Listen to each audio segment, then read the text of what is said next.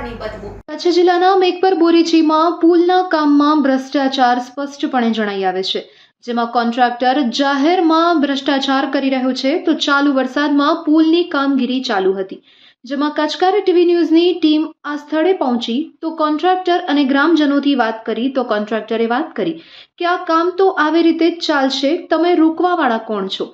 આપ નબળી કામગીરીના કારણે કામ બંધ કરાવવાનું કીધું હતું તો કામ ચાલુ જ રહેશે, કામ બંધ નહીં થાય, આવું જણાવી રહ્યા છે કોન્ટ્રાક્ટર અનિલ હડિયા।